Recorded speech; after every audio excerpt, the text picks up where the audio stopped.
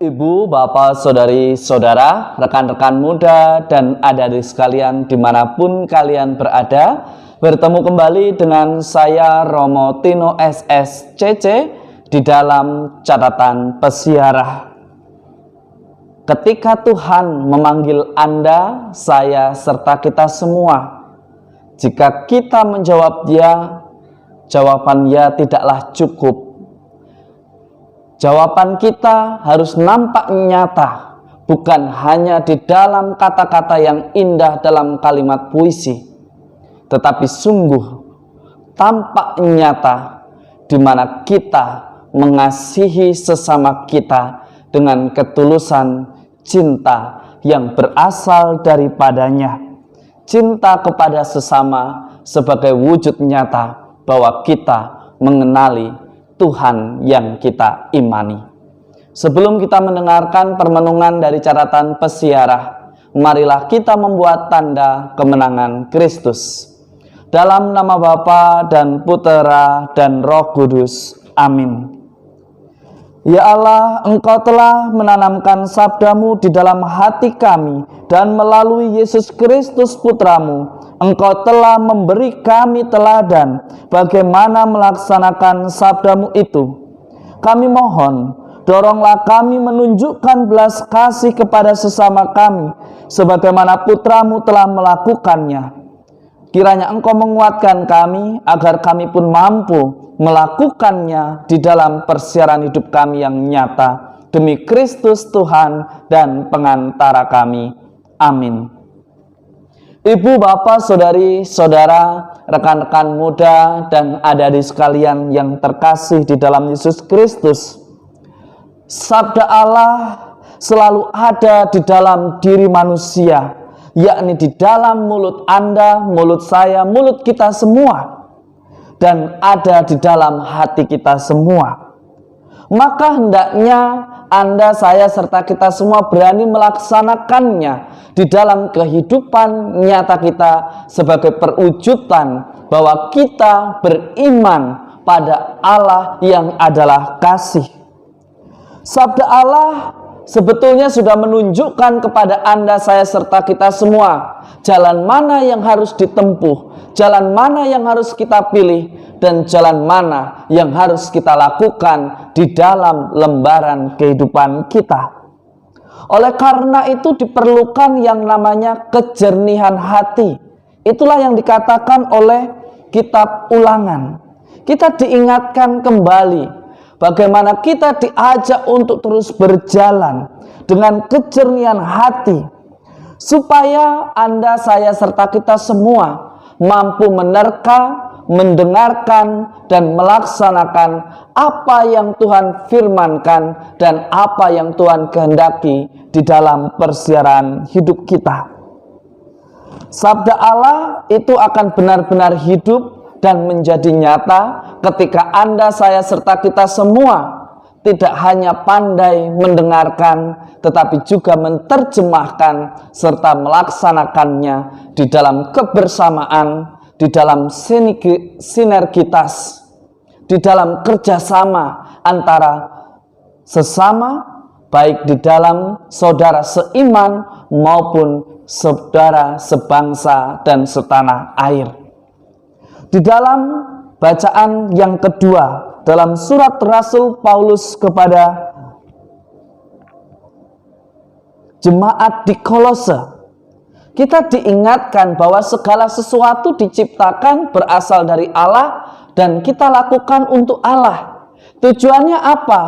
Ketika kita melaksanakan firman itu, kita tidak mudah sakit hati. Kita tidak mudah putus asa hanya karena dikritik atau dikomentari perbuatan kita. Paulus di dalam suratnya memberikan pengajaran mengenai jati diri Kristus dan jati diri sebagai murid Kristus. Jelas bahwa Kristus adalah pemenuhan janji Allah akan keselamatan dan pembebasan manusia dari kekuasaan dosa. Dalam Dia perdamaian atau pendamaian manusia dengan Allah itu terjadi. Puncak pendamaian manusia itu terlaksana di dalam Kristus yang wafat di salib. Apa yang tidak mau dikatakan oleh surat Rasul Paulus kepada jemaat di Kolose untuk kita saat ini? Paulus mau mengingatkan Anda, saya, serta kita semua bahwa kita ditebus bukan dengan sesuatu yang tidak berharga, tetapi justru yang sangat berharga, putranya yang tunggal, yang tidak salah, yang terbebas dari belenggu dosa, tetapi dia menebus Anda, saya, serta kita semua, sehingga kita tidak mati dalam kekuasaan dosa. Ini menjadi pertanyaan refleksi bagi Anda, saya, serta kita semua, mengingat pesan Yesus di dalam Injil suci menurut Lukas. Mungkin Anda, saya, serta kita semua pun bertanya, siapa sesamaku? Padahal kita tahu, sesama kita yang terdekat adalah orang-orang yang terdekat di dalam hidup kita. Suami, istri, orang tua, anak, tetangga depan, belakang, kanan, kiri rumah kita, dan orang-orang yang kita jumpai, itulah sesama kita. Tetapi seringkali yang terjadi, kita lupa untuk menghargai martabat sesama kita. Ada tendensi bahwa ketika ada kebakaran atau kecelakaan atau sesuatu yang terjadi, bukannya kita menolong, tetapi kita mengambil gadget kita, merekamnya, lalu segera mengupload supaya viewers kita mendapat tambahan. Tentu ini adalah tugas sebagai seorang wartawan, tetapi bukan berarti kita mengabaikan sisi martabat manusia. Dia juga adalah manusia yang perlu dihargai dan dihormati. Bukannya kita bersenang-senang dan mencari keuntungan di atas penderitaan orang lain. Seringkali kita berbuat baik bukan karena kita ingin berbagi dan menghadirkan kasih Allah, tetapi kita mencari followers, kita mencari subscriber, kita mencari viewers yang begitu banyak. Semoga dengan Injil suci menurut Lukas, Anda, saya, serta kita semua semakin disadarkan yang dikehendaki Tuhan ialah menghargai martabat sesama kita. Jika kita memiliki kemampuan untuk menolong, tolonglah lebih dahulu, bukan mengejar berita untuk segera diupload. Memang betul bahwa kita ingin menjadi yang pertama, tetapi bukan berarti kita mengorbankan nyawa sesama kita. Berbicara mengenai kesejahteraan, mestinya kita tidak menari-nari di atas penderitaan banyak orang seperti yang kita alami saat ini.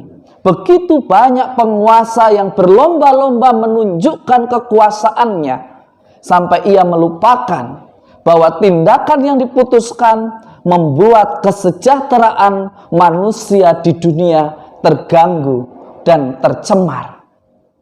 Beranikah kita sebagai orang beriman yang mengenal Tuhan untuk memikirkan kesejahteraan pada umumnya?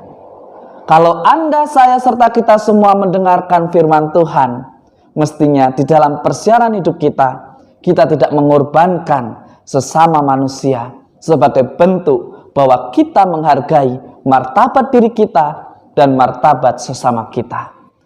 Semoga kasih Allah semakin menyadarkan kita bahwa sebagai orang beriman tidak cukup kita menjawab ya atau hidup di dalam kata-kata yang indah dalam rangkaian kalimat puisi, tetapi kita berani bertindak yang didasarkan pada kasih Allah untuk memuji dan memuliakan nama Tuhan. Semoga berkat Tuhan senantiasa melindungi dan memberkati kita, Bapa dan Putera dan Roh Kudus. Amin. Ibu, bapak, saudari, saudara, rekan-rekan muda, dan adik-adik sekalian yang terkasih. Beriman berarti kita menanggapi panggilan Tuhan dengan jawaban ya. Tetapi ya saja tidak cukup. Sebagai bentuk orang beriman, kita senantiasa berani menjadi pribadi yang inovatif, kreatif, dan memberikan solusi untuk menjadi pribadi yang lebih baik dan semakin menghadirkan kemuliaan Tuhan dan kedamaian di dalam persiarahan hidup kita. Selamat hari Minggu, Tuhan memberkati. Amin.